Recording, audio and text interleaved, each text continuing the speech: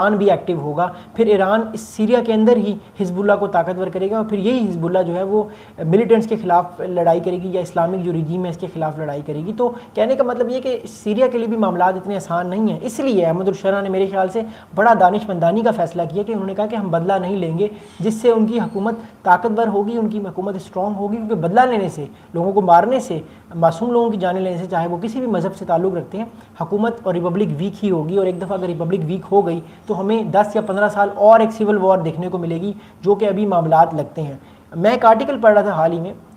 وہ آرٹیکل بڑا زبردست تھا۔ اس آرٹیکل میں آتھر نے بڑی اچھی بات کی کہ سیریا کی حکومت ابھی اتنی طاقتور نہیں ہوئی، اس حکومت کو آئے ہوئے 6 مہینے ہوئے ہیں، ٹھیک ہے، ایٹ لیسٹ اس کو 1 سے 1.5 سال اور چاہیے اپنا اسٹرانگ ہولڈ پورے سیریا میں قائم کرنے کے لیے، تاکہ کوئی بھی ریولوشن یا کوئی بھی اینٹی احمد الشرح جو ہے وہ رجیم نہ آئے، یا ان کے خلاف کوئی ایکشن نہ لیا جائے۔ تو ابھی تک جو ہے وہ سیریا کی جو حکومت ہے اتنی طاقتور، اتنی تگڑی نہیں ہے، سول وار ہونے کا ابھی بھی خطرہ ہے، لیکن اگر وہ معاملات کو دانش مندانی سے ڈیل کرتے ہیں، سالسی سے ڈیل کرتے ہیں، سیز فائر پہ عمل کرتے ہیں، کچھ ان کی بات مان لیتے ہیں، کچھ اپنی، تو آہستہ آہستہ ریپبلک یا آہستہ آہستہ جو اسٹیٹ ہے وہ مضبوط ہوگی۔ کیونکہ اگر اسٹیٹ مضبوط ہوگی سیریا کی، تو یہ جو ڈفرینٹ گروپس ہیں، ایران بیک گروپس ہو گئے، یہ پھر ایکشن نہیں لیں گے، بلکہ یہ معاملات کو بہتر کرنے کی کوشش کریں گے۔ کیونکہ بے شک ایران کے جو حزب اللہ بیک گروپس ہیں، لیکن آخر میں ہیں تو وہ شام کے ہی لوگ، اگر وہ شام کے لوگ ہیں تو ظاہری بات ہے وہ شام کے انٹرسٹ کا کہیں نہ کہیں خیال رکھیں گے، اور شام کی حکومت کو بچانے میں وہ اہم کردار ادا کریں گے۔ تو بیسکلی شام ایک بہت ڈفیکلٹ ٹرائنگل میں ہے، نو ڈاؤٹ ان دیٹ۔ اسرائیل بھی اتنی آسان پوزیشن میں نہیں ہے، لیکن یہاں پہ لیڈرشپ جو ہے وہ بڑا اہم کردار ادا کرتی ہے۔ یہاں پہ لیڈرشپ کو چیک کیا جاتا ہے کہ ہاؤ اسٹرانگ لیڈرشپ از۔ اگر لیڈرشپ طاقتور ہے، وہ لانگ ٹرم سوچتی ہے، وہ اسٹریٹجک سوچتی ہے، وہ معاملات کو پازیٹیو چیزوں کی طرف لے کر چلتی ہے، تو پھر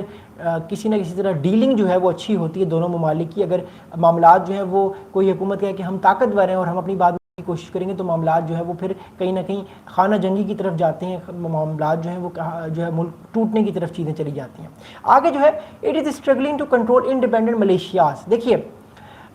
دسمبر 2024 سے احمد الشرح صاحب کی حکومت جو ہے وہ آئی ہے، اور وہ حکومت جو ہے وہ بسرد اقتدار ہے دمشق میں اور شام میں۔ لیکن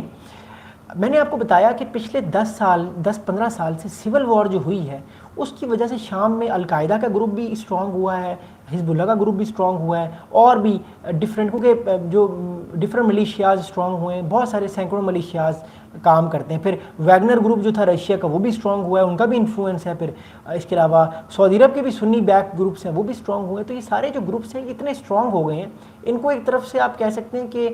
روکنا، ان کو ایک طرف سے کنٹرول کرنا اتنا آسان نہیں ہے۔ میں پھر کہہ رہا ہوں کہ اس حکومت کو 6 مہینے ہوئے ہیں، ایٹ لیسٹ اگر اس کو 1 سے 1.5 سال اور ملتا ہے تو وہ ان کے ساتھ بات کرے گی۔ میرا نہیں خیال کہ احمد الشرح صاحب جو ہیں وہ ان کے خلاف کوئی ایکشن لینا چاہیں گے یا لیں گے، کیونکہ اگر یہ ایکشن لیں گے تو ایک طرح سے ایک نئی خانہ جنگی سٹارٹ ہو جائے گی، اور کیونکہ جو لوگ بھی سمپیتھائزر ہوں گے ان گروپس کے، وہ پھر حکومت کے خلاف جو ہے وہ ایک نیا محاذ کھول لیں گے، اور ملک میں ایک طرح سے نیا انتشار پھیل جائے گا۔ کیونکہ آپ کو یاد ہوگا کہ داعش جو ہے وہ سیریا میں بڑا ایکٹیو رہا ہے، امریکہ نے جو ہے وہ پھر اس وجہ سے انوالومنٹ بھی اپنی کر دی تھی عراق میں، اور پھر ایران میں آپ کو یاد ہوگا 2012-13 میں جب براک اوباما صاحب کی حکومت تھی، PBS پہ اس پہ بڑی اچھی ایک ڈاکومنٹری بنی ہے، آپ ضرور دیکھیے گا۔ تو کہنے کا مطلب یہ ہے کہ اس وقت جو ہے وہ معاملات اتنے آسان نہیں ہیں شام کے لیے، لیکن یہ بات بہت ضروری ہے کہ معاملات آنے والے وقت میں جو ہے وہ شام کے لیے جو ہے وہ ایک نئی نہج کی طرف جائیں گے، اور معاملات اگر نئی نہج کی طرف جاتے ہیں تو آبویسلی ہمیں یہ چیز سامنے سمجھ آئے گی، اور ہمیں یہ چیز نظر آئے گی کہ جو ہے وہ سیریا جو ہے وہ معاملات کو جو ہے وہ بہتر کرے گا۔ آخر جو بڑا امپورٹنٹ پوائنٹ ہے اس ویڈیو کا،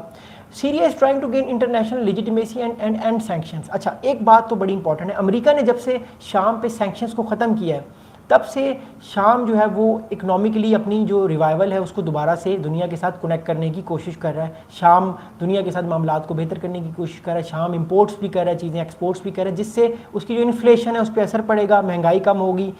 برآمدات اور درآمدات ان پہ بہت اثر پڑے گا، اور سیریا دنیا کے ساتھ ایک دوسرے سے دوبارہ سے کنیکٹ ہو جائے گا۔ تو امریکی صدر سے جو مئی میں ملاقات ہوئی ہے احمد الشرح کی ریاض میں،